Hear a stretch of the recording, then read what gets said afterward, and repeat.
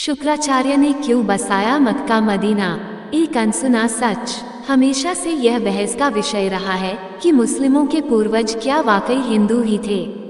दुनिया भर के मुस्लिम लोग चाहे इस सत्य को माने या ना माने, उनके रहन सहन के तरीके, उनकी मक्का मदीना की पूजा पद्धति, उनके पवित्र चिन्ह आदि उन्हें किसी न किसी तरह से हिंदू धर्म से जोड़ते हैं। हिंदू धर्म ग्रंथों के अनुसार असुरों के गुरु तथा महर्षि भृगु व असुर राज हिरण्यकश्यप की पुत्री दिव्या के संतान शुक्राचार्य ही मुस्लिम संप्रदाय के वास्तविक जनक थे। शुक्राचार्य ने राक्षसों का वंश बचाने के लिए भगवान शिव की घोर तपस्या की, जिससे प्रसन्न होकर शिव जी ने अपना स्वरूप शिवलिंग शुक्राचार्य को प्रदान कर उसे वैष्णवों अर्थात हिंदुओं से दूर रखने को कहा। शिव जी का स्पष्ट आदेश था कि जिस दिन कोई भी वैष्णव अर्थात हिंदू इस शिवलिंग पर गंगा जल चढ़ा देगा, उस दिन राक्षस वंश का नाश हो जाएगा। शुक्राचार्य ने महादेव के स्वयं दिए शिवलिंग को भारतवर्ष तथा हिंदुओं से दूर रेगिस्तान में स्थापित किया, जिसे आज अरब देश में मक्का मदीना के नाम से जाना जाता है। यहाँ तक कि अरब देश का नाम शुक्राचार्य के पौत्र अर्ब के नाम पर ही पड़ा है।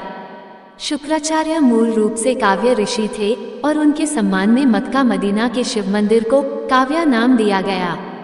कालांतर में काव्या नाम विकृत होकर काबा बन गया, जिसे मुस्लिमों का सबसे पवित्र स्थल माना जाता है। अरबी भाषा में शुक्र का मतलब महान माना जाता है और शुक्रम अर्थात शुक्रिया अथवा धन्यवाद शब्दों का जन्म भी गुरु शुक्राचार्य के नाम पर ही हुआ है। मुसलमानों का पवित्र जुम्मा शुक्रवार को मानने की वजह भी गुरु शुक्राचार्य ही हैं। भार्गव के नाम से प्रसिद्ध शुक्राचार्य का शुक्र नाम कैसे पड़ा, इस संबंध में वामन पुराण में विस्तार से उल्लेख मिलता है।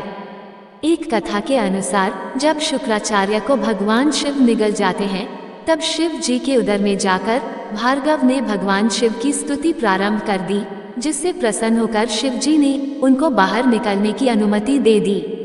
जब वे एक दिव्य वर्ष तक महादेव के उदर में ही विचरते रहे, लेकिन कोई छोर न मिलने पर वे पुनः शिव जी की स्तुति करने लगे। तब भगवान शिव ने हंसकर कहा कि मेरे उदर में होने के कारण तुम मेरे पुत्र हो गए हो, अतः मेरे शिशन से बाहर आ जाओ। आज से समस्त चराचर जगत में तुम शुक्र के नाम से ही जाने जाओगे। शुक्रत्व पाकर भार्गव भगवान शिव के शिशन से बाहर निकल आए। तब से भार्गव शुक्राचार्य के नाम से विख्यात हुए। रामायण के अनुसार रावण की बहन शूर्पणखा का वध नहीं हुआ और रावण की मृत्यु के बाद वो गुरु शुक्राचार्य के आश्रम में ही रहने लगी थी।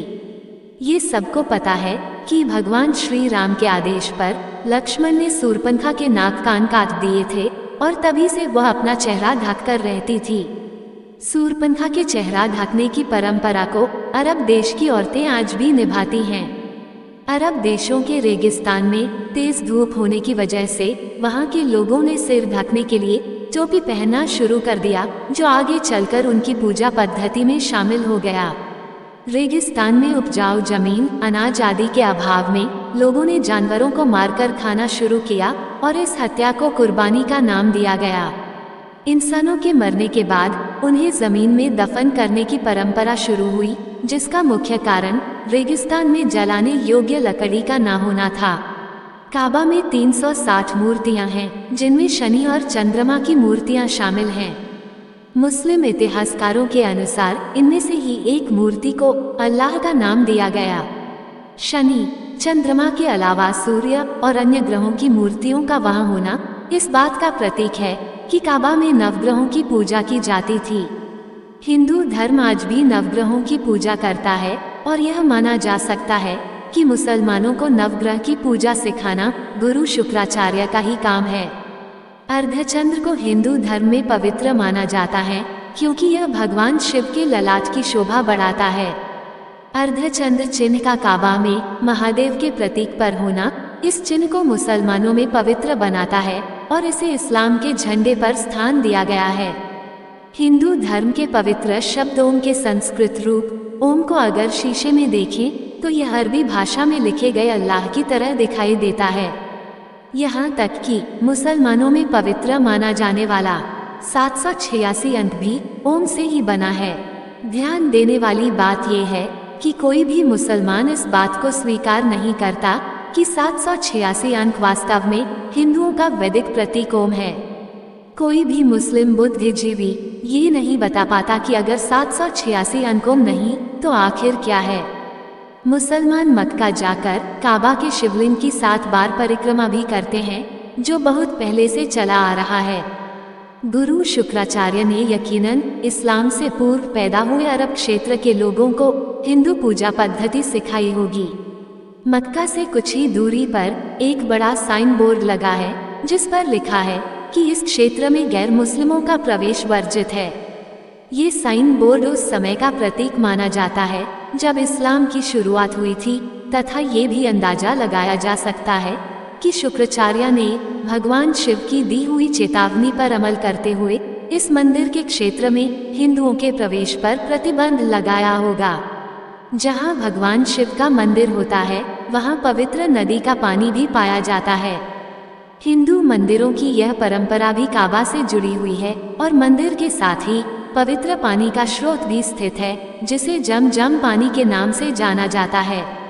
कहते हैं कि इस्लाम धर्म के प्रवर्तक मोहम्मद साहब स्वयं भी वैदिक परिवार में हिंदू के रूप में जन्मे थे और जब उन्होंने अपने प्रकृति पूजक मूर्ति पूजक परिवार की परंपरा और वंश से संबंध तोड़ने और स्वयं को पैगंबर घोषित करना निश्चित किया, तब संयुक्त हिंदू परिवार छिन्न भिन्न हो गया और काबा में स्थित महाकाय शिवलिंग और काबा के रक्षार्थ हुए युद्ध में पैगंबर मोहम्मद के चाचा उमर बिन हश्शाम को भी अपने प्राण गंवाने पड़े थे।